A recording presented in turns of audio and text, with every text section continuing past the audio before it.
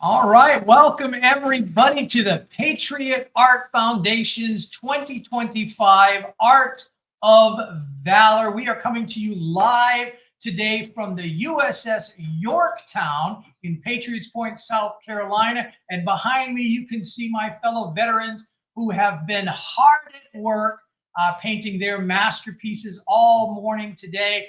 And today is a very special day. They've been working with the under the tutelage of our volunteer artists, and at the same time that they've been doing that, artists and veterans have been working at the Jerry Highland Government Center, and these are people from Fort Belvoir. And so they have been doing the same thing. And now you on the internet are joining us live. And so we're all going to be doing something great today. We are going to be watching a renowned watercolorist and Patriot Art founder, Mary Whyte, who is going to be demonstrating some amazing, not just a painting, but also a charcoal drawing of some birds of prey. And so let's go ahead and hand it over real quick to our founder, Mary Whyte. And here she is. Mary, go ahead and say hello to everybody and tell us a little bit about what we're going to be doing today. Hello, everybody. I'm Mary Whyte, and I'm coming to you as our also board member and instructor, Tim Gagnon. I said we are live here on the Yorktown in Mount Pleasant, Pennsylvania. And also we've got another core group of veterans at the Army Museum. Delighted to have all of you here. And I hope that today you will all be drawing along with me. Many of the veterans have already done paintings in watercolor here on the ship. And we also have with us two very unique models today. And we have Drew from the Birds of Prey. Drew, tell us a little bit about what you do. I'm an educator at the Birds of Prey Center. What I do is I teach people about raptors, about how they are in the environment, about how they are as a species, try to educate people so that basically people learn to care about the birds and we learn a little bit about nature and about the animals. I brought two models with me today. I brought a bighorn owl that is going to sit on the glove, and then an American kestrel who's going to be on a perch over to my left. Excellent. That is absolutely phenomenal. We've got some live birds here that we're going to be drawing and painting with Mary. Now, Mary, a lot of people, you're an absolute legend in the art world, and that is not an exaggeration. You are one of the premier watercolorists and portrait painters out there today. Now, you started the Patriot Art Foundation. You spent 7 years painting the portraits of 50 veterans, one from every state in the Union. And that exhibit is called We the People. So what was it about that experience that led you to create the Patriot Art Foundation? Well, that exhibition is still traveling. And through that, I went to all 50 states, and all 50 states, and had many conversations with them.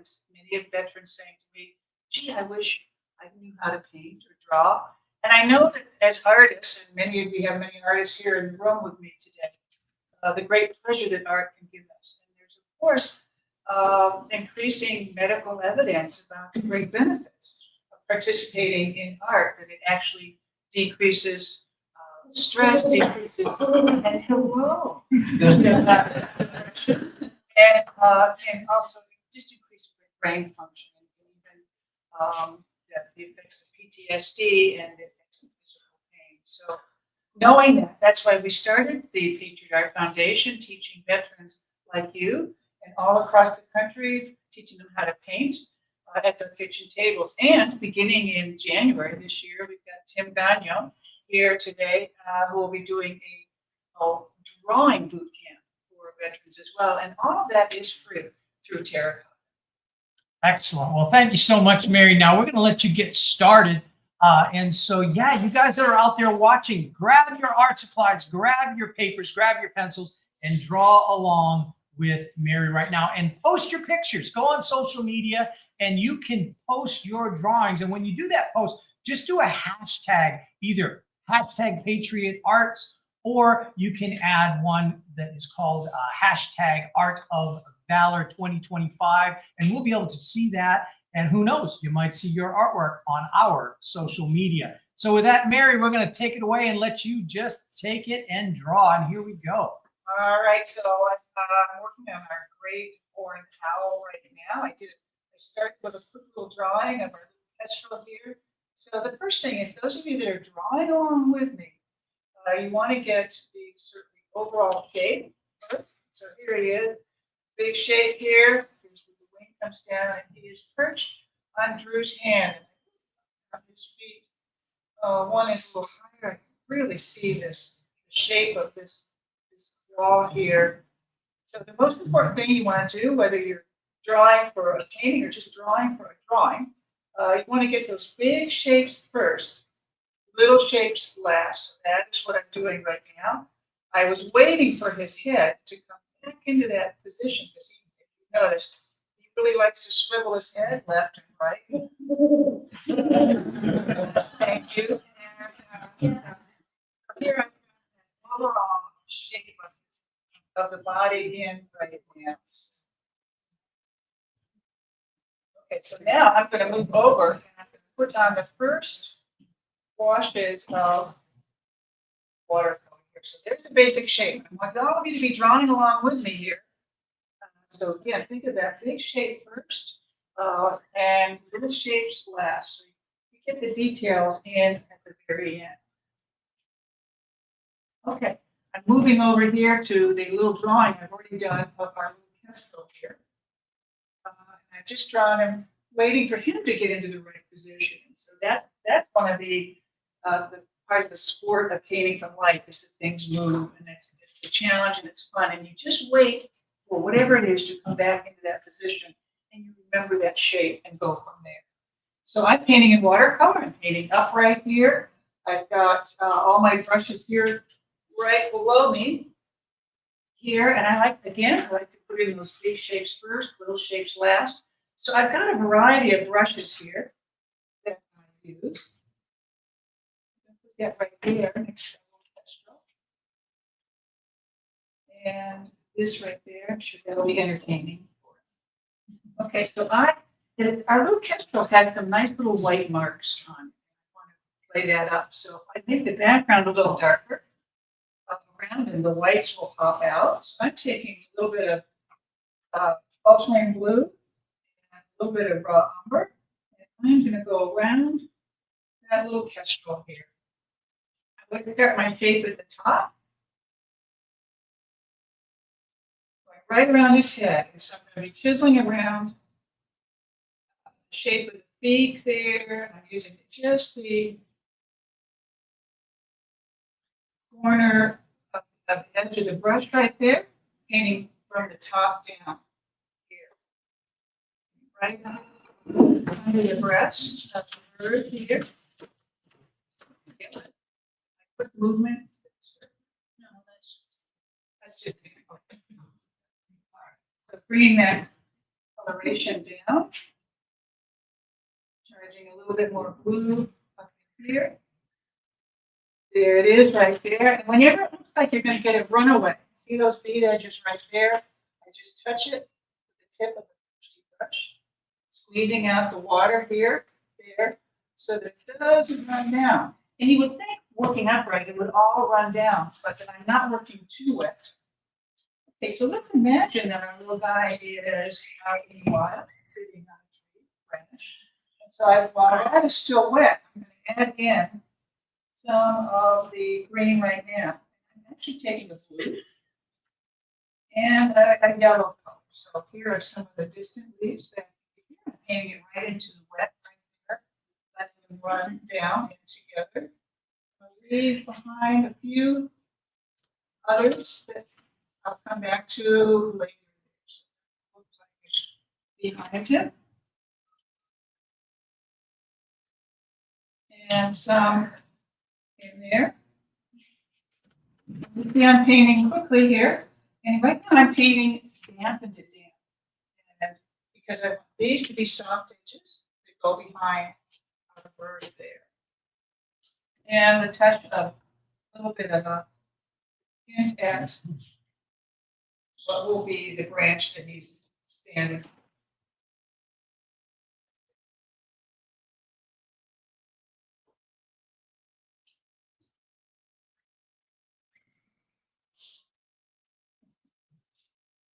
Okay, so that is in there, and of course, what makes watercolor so challenging is that it's the only medium that relies strictly on time. The only one.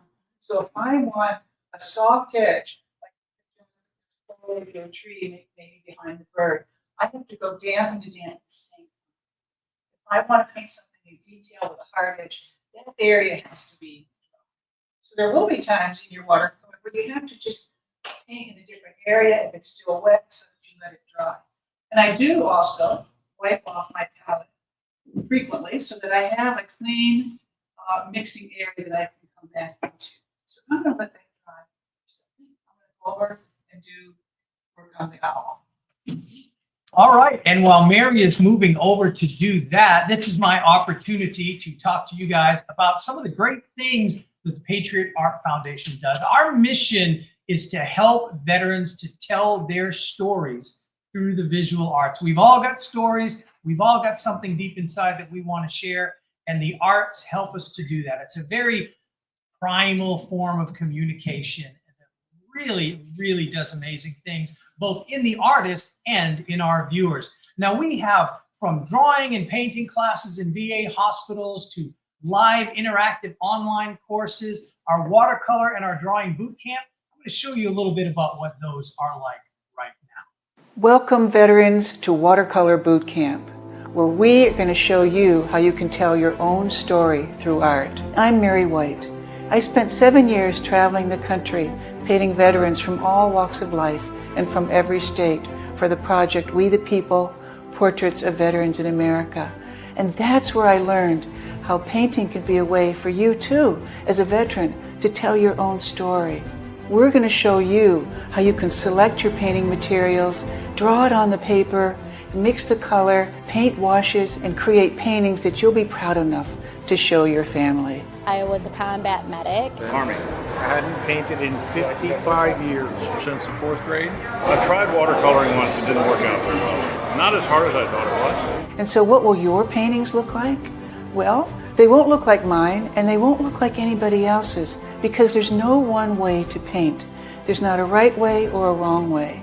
Your paintings will look just like your own, because maybe you like to paint every little detail, or maybe you would like to paint big, loose washes and paintings that are almost abstract. You might like bright, vibrant color, or you may prefer neutral colors. I'm learning and watching Mary, how she just throws paint on the canvas and all of a sudden it's a pair of boots. Amazing. It sounds weird, but you lose track of time. And that's when you know you're doing something that's good for you. You'll be painting and all of a sudden you look around and it's like, man, it's been 2 hours. Oh, this is amazing. This is what I've been doing with my life, painting. We're going to come alongside you so that you can work at your own pace in your own home. And we're going to show you how to paint big, loose paintings, still life, landscapes, flowers, animals, portraits, and even illustrated journals that you'll be proud to have as a keepsake. It saved me.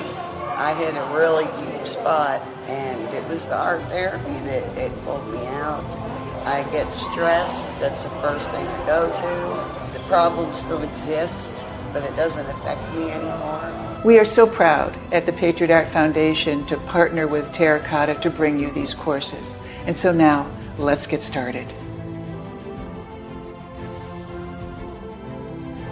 Hello, veterans. My name is Tim Gagno, and I am the instructor for the Patriot Art Foundation's Drawing Boot Camp. After teaching this course to hundreds of students over the years, I can assure you without hesitation that whether you're a complete novice or a seasoned illustrator, if you apply the teachings in this course, you will increase your drawing ability. Drawing Boot Camp features 7 lessons, 18 video demonstrations, reference images, and personalized feedback from myself and other professional artists. We're going to start by drawing a simple circle and work our way all the way up to drawing a living, breathing person 100% from life. The Patriot Art Foundation is proud to offer this drawing boot camp to our veterans for free. To sign up, just visit our website at patriotartfoundation.org. I can't wait for you to join me at Drawing Boot Camp. All right. Well, that's some of the great things that are coming up for the Patriot Art Foundation. You can sign up today by going to our website at patriotartfoundation.org. Now let's get back with Mary. See how she's coming along drawing that owl in charcoal. Mary, take it away. Well, he's really posing for me right now. Really, what he usually gives me his best. Occasionally get a wonderful little hoot out of it. It's just wonderful. I tell you, there's nothing like drawing or painting from life. You know, when you go on vacation, I highly recommend that instead of a camera, you take a sketchbook. Because when you're drawing from life, you're really immersing yourself into the whole scenario there. You're feeling it, you're smelling it, you're tasting it. And when you can do works from life, there is just nothing like it. That'll be the best souvenir you could ever have of a vacation is when you do it from life. Also, painting from life, there's always a time limit. If you're painting from life outside, you may only have an hour and a half to get that painting done before the light changes so much that you're looking at something entirely different. Okay, I think I'm going to leave him right here for now. I'm going to go over and get our little kestrel going. All right, so this is pretty much dry here. See that it's pretty much lost its shine. So that means it's safe for me to go back in and touch any of those edges because they're now dry.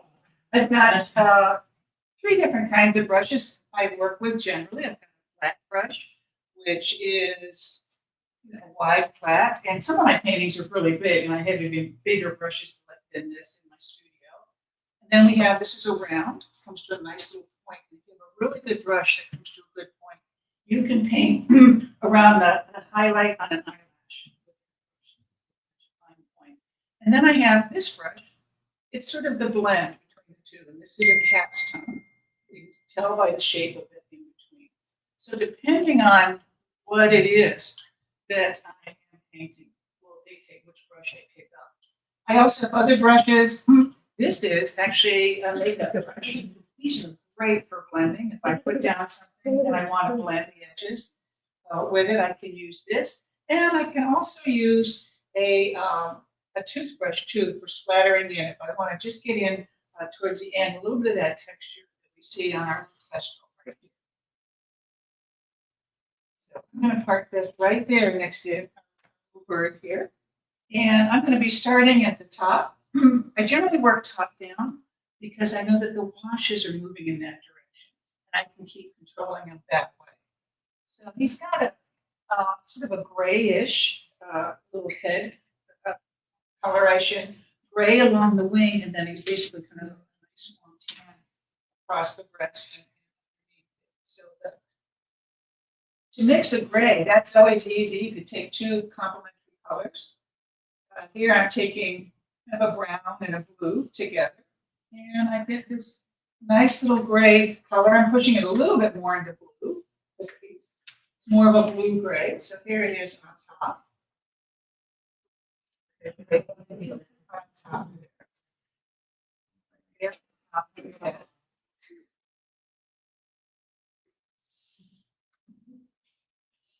And then in the back, it got a little darker and a little bluer there. So yeah, just put 2 colors right there together so they can blend each other. Down into a tan. Coming down onto his face there. I want some of these edges to be soft. So if I want a soft edge, I've got to bump 2 wet edges together. So here I'm coming down around, coming around that eye there. Turning his head to watch. Here's what I'm doing. And here, coming right down there, and I mean, that beautiful sort of orangey color behind him. Here I'm taking burnt sienna and raw sienna. Get this wonderful orangey color right there. Beautiful color.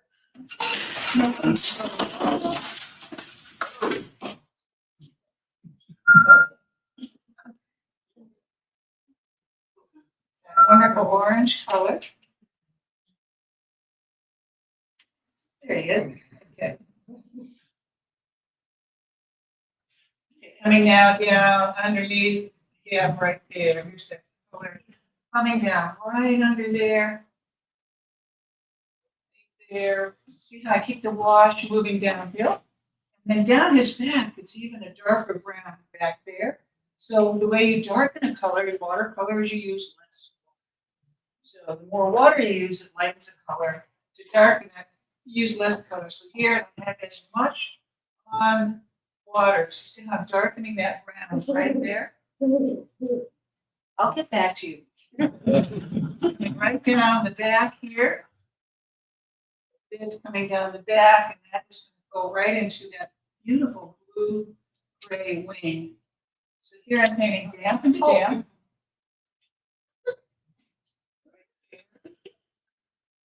Leaving that little bit of white. So wherever you want white, you just paint around it. You leave that for paper right there. So painting around these got 3 little white marks on there. So coming downhill. Darkening it a little bit as he comes down around here. Reach that. He's got these beautiful, beautiful tail feathers here. So here I hardly use any water. And I'm actually adding a little bit of violet into it. Nice rich color. There's that too. Part of it. And coming down underneath. On the other side here. And I'm going back to a little bit more of the raw sienna around the little feathering of the pantaloons there. In there. I too. Coming down here. And he's got a few tail feathers that sometimes they come together and sometimes they go apart. I'm going to make them each slightly different color. There. Coming up under there, right there. So here's the wonderful tail, the beautiful tail comes off. So Drew, tell us a little bit more about the kestrel. The American kestrel is one of our unique animals here in the United States, with the fact that it is the smallest falcon we have in the United States. He's got a more hooked beak than you can see on my friend the owl. His beak is hooked. Not only is it hooked, but if you look really close, it starts to hook and has a little tooth in it and then continues to hook down. If you're looking really close, there's almost an extra little tooth in there. And kestrels actually use that. They are birds of prey. So they are raptors. They're meat-eating birds. They use that extra little tooth when they hunt to help them grab on to the spinal cord of the animal they're catching and to break it. That allows him to kind of, even though he's small, he can go after things that are about his size or close to his size that he would want to get. Along with that, you'll notice that he's got some beautiful black lines that run right down from his eyes. It's not something my friend the owl has. Reason for that is he's a daytime hunter. If you think of our athletes, football players going and playing, they typically have black under their eyes to help kind of reflect the sunlight, make sure they don't get the sun in their eyes. It's the same thing for the kestrel. Those black lines help them to fly during the day, sometimes even directly into sunlight, without damaging or hurting those eyes. It's a unique feature that he's got that for the owl who's nocturnal is not going to have. Along with that, up near that beak, again, you can see what we call the cere of the American kestrel. It's the yellow part next to that beak. He's got 2 nares there, so kind of where our nose holes would be. For veterans, I think that's kind of a unique thing to talk about with regards to a lot of airplanes are actually designed around falcons, specifically the way their wings shape, the way their wings move, especially more of our fast-moving airplanes. And those nares, he has the ability to close and open that, so when he goes super fast when he's diving, he does not accidentally pass out. The peregrine falcon, which is the fastest falcon, is going to do that a lot more and be more important as he can dive at speeds of about 240 miles per hour. But this kestrel still is going to be pretty fast and still needs to do that as well. Wow, that's really fantastic, guys. And as Mary paints, you know, if you're painting alongside of her, we've got all of our veteran artists here. They are sketching and drawing away as I'm looking around the room. Some of them are just in awe of the birds. Some of them are in awe of Mary. Some of them are sketching along. And you may be at home right now and you're drawing along with it. Remember that if you're going to draw something, post it on your social media and add the hashtag Patriot Arts or Art of Valor 2025 so that we can see that and we can check that out. But right now, speaking of our veteran artists, we are about to go over to the Army Museum over at Fort Belvoir, and our veterans over there that are with our friends Peggy Tejej and Kathleen Lugeritz. So we're going to bring them on right now. Hello, Kathleen. How are you doing? We're great. We've been painting along all morning, and here, let me show you what they've done so far. Oh, look at that. My gosh. We have got a bunch of all of our teachers. And this is actually the third class we've hosted with the Patriot Art Foundation. We have 3 more scheduled next year. Oh, and this time we're and because of the government closure, the museum's temporarily closed, but our friends at Fairfax County government were able to help us and find a spot. Oh, that is fantastic. We're so glad that you guys could join us. And they've been working really hard. The art, let's see that art one more time. I'm really sure. Hang on. Turn that camera around one more time. Yes. There they are. Look at that. I love it. That's a beautiful scene with the foliage and the lake. Absolutely. Yep. And they've gotten 3 different lessons from 3 different artists this morning. Ouch. Oh, do you want to share the other one? This is their other work. They've got plenty that they've done today. Oh, nice palm tree. I like palm trees. Excellent. Great job, everybody. That is outstanding. We're really proud of you guys. We thank you so much for joining with us. You know, the Army Museum is quite an amazing place. What can you tell us a little bit about the Army Museum? Well, it's the Army's first national museum. There are plenty of small divisional museums, but this is the first one dedicated to the entire history of the United States Army. And this year we are obviously celebrating the semi-quincentennial or 250th anniversary of the Army. And we have a new special exhibit in our special exhibition gallery on the 2nd floor called Called to Arms, the Soldier and the American Revolution. And it celebrates all the different stories that went into making the Revolution and the Army, including multiple cast figures and artifacts that have never been in the same room together. So it's very special. We have artifacts from all 13 original colonies in several countries, including England, Germany, and France. Some of the highlights are our cast figures themselves representing the diversity of the Army, including one of my favorites, Anna Maria Lane, who was a camp follower and followed her husband on the battlefield and actually helped fight the war. Oh, wow, that's amazing. So now, where is it located exactly so that people can learn more about it? And what is the website? Sure. So the website for it's short for the National Museum of the United States Army.org, but you can also learn about it from the Foundation's website, which is a little easier to say. It's armyhistory.org, and it's located in Fairfax County, about a half hour to 45 minutes south of Washington, D.C., on public land next to Fort Belvoir, just off of I-95. Excellent. Well, thank you so much for joining us. We're so proud of our veteran artists over there. You guys did a great job. Oh, yeah. Hang on. Let us say bye. I'm impressed. Right. Goodbye. Bye. All right. Say bye, everybody. Thank you guys for joining us. We appreciate you. All right. And now we are going to head back to Mary Whyte. Let me just finish this off over here. This one here. So, it's like you're all waiting for me to paint the eye on this, right? So that's always saved till last. Other little details like some of the markings, some of the feelings of the feather here. Let me just show you a couple little techniques you can do in watercolor. Generally, we paint, we're sort of pulling the paint off the brush. We can also back the brush up backwards on the palette so that it kind of splays out like a broom, and actually sort of paint in the texture of the so I'm backing the brush up, and when you come up later, you can look at this closely. You'll see some of the texturing that I'm able to get in that way without painting each little line, one after another that way.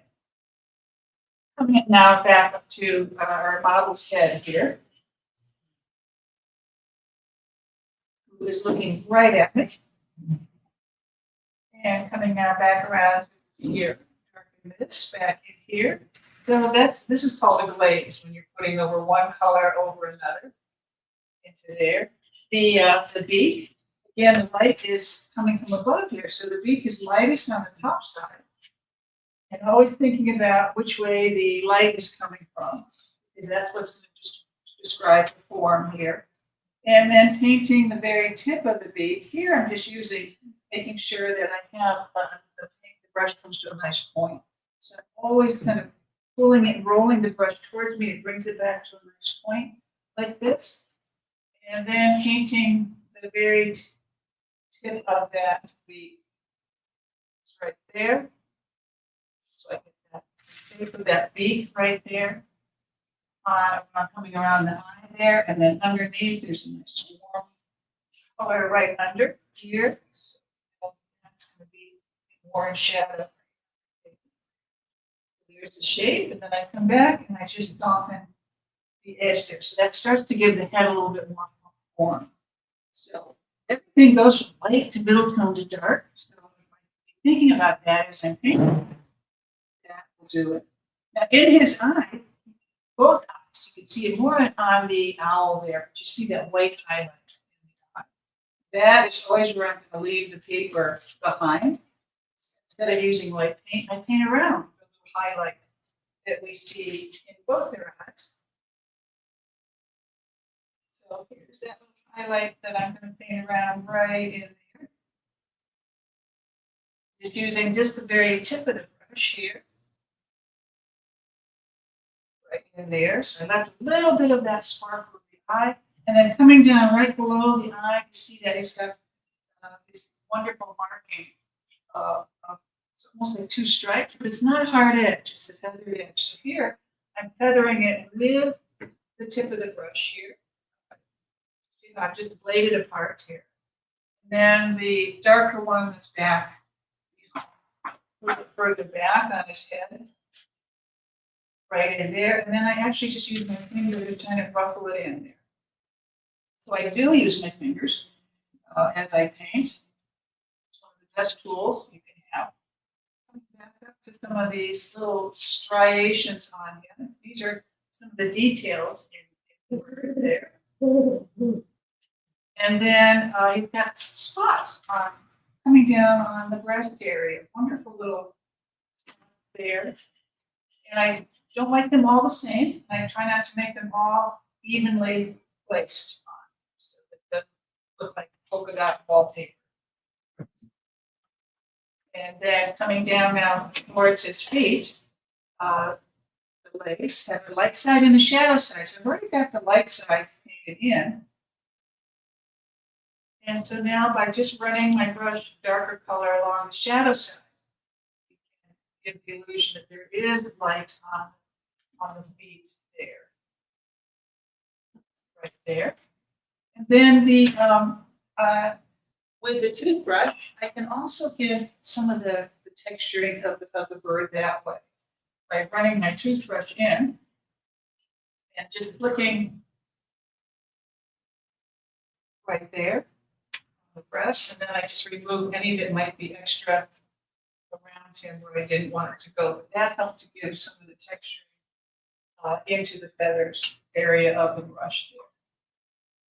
That's absolutely incredible. As Mary continues to paint, I just want to come on real quick and let you know that if you're a veteran and you are really interested in what we're doing here at the Patriot Art Foundation, you can go to our website at patriotartfoundation.org and donate and support and help us out. Anything that you can do, we're always looking for volunteers to help with our art classes and things like that. If you're a veteran and you want to take some of our art classes, you can visit our website, and you can, of course, go on there and sign up for our drawing boot camp, our watercolor boot camp. If you're a VA hospital or a VA clinic, you can contact us so that we can get our classes out to you as well. Now, with that, let's just watch this next video about one of our favorite partners that we work with, and that is, of course, the USS Yorktown at Patriots Point. There's only one place to experience history in action like you will at Patriots Point. Climb aboard the USS Yorktown, command the crew, and take the helm.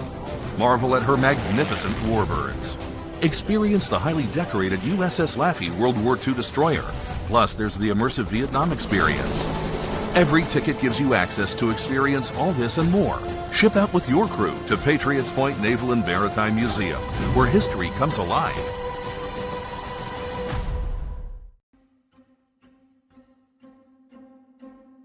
I'm Mary Whyte, and if you're a veteran interested in telling your story through art, come join us at the Patriot Art Foundation, where we will help give you a means of purpose, connection, and expression through art. So come join us today.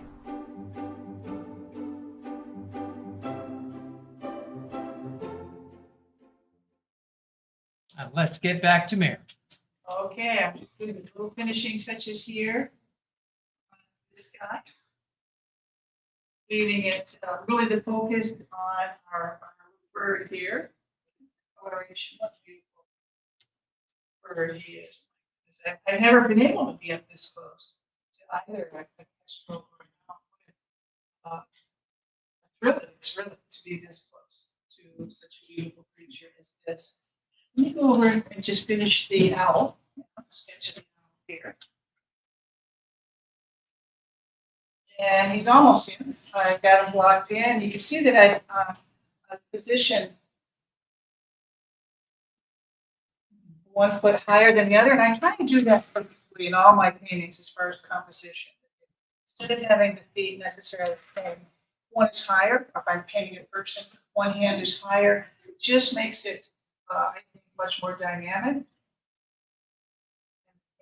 have that much more interest that way. So even making the suggestion of a tree limb off kilter there, more symmetrical. And we just deepen just around the eye here, also going for that highlight in the eye. So really going to bear down on the charcoal. And if you're working in pencil, just really bear down on it. Rich dark color to it. Again, I'm using my fingers here, but to give the touch of that, and I want to be really soft. So that's just the fingers there. Here, just making this more of a gray. Using my fingers, you can again do that with pencil as well. Dark down here, and I can see just a hint of the tail back in here,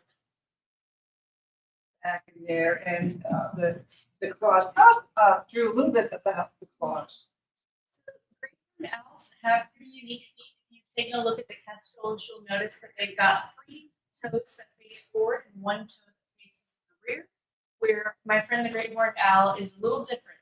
He is zygodactyl, which means he's got 2 toes that face forward, 1 that faces back, and another one that normally faces back can also move forward a little bit. But it kind of allows him, when he's going after prey, to kind of grab his prey more like you would grab a hot dog. It's a little more secure, a little easier to grab than, say, if you were holding something like a hamburger. It allows him to grab his prey, and then you will notice on the owl versus the kestrel, he has socks. He's got feathers that go all the way down his leg, all the way into the tips of his toes, right where those talons start. Unlike the kestrel, whose feathers end a little higher up, those feathers give the owl some silent flight when he's sneaking up on prey. It allows him to kind of fly silently and sneak up. It also allows for protection, kind of like his armor that he's wearing. If something were to try to bite him, they would get a mouthful of feathers instead of being able to actually get to the skin, or in his case, the scales. And so the question is, that I get usually about right now, and that is, how do you know when a painting's done? And how do you know when a sketch is done? And you know, it can be done at any point. In other words, it could be really sketchy, rough work of art. I mean, just hardly there, and it can be finished. You can have the full feeling, the emotion that you want. Or it could be highly polished, every little detail in it. And certainly, if I had loads of time, I could probably, you know, extreme detail. But you know when a painting is done, okay, it is. You know, painting or drawing is done when there's nothing else you can add that will further its emotion. So I am going to call this done and that one done.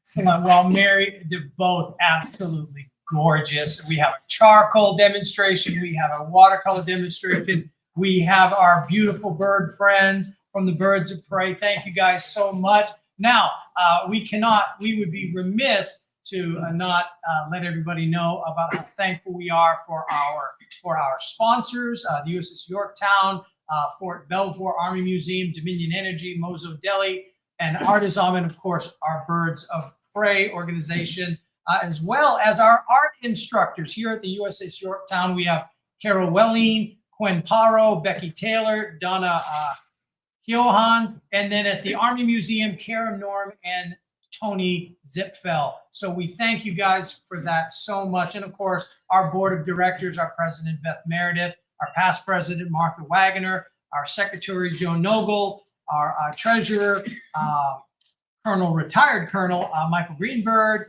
Libby Billman, myself, Tim Gagno, Susan Marlowe, Christopher Nelson, Anita Keefe, Francis Christensen, and of course, our executive director, Peggy Tejez. We want to thank everybody for coming. We appreciate you all watching. And everybody behind me, hold up your drawings so we can see. I want to see what we've got. And we'll take a look at everybody's drawing. Get out of the way. Look at all these great drawings. Thank you all for watching. We appreciate you. On behalf of the Patriot Art Foundation, I'm Tim Gagno. Thank you all for watching.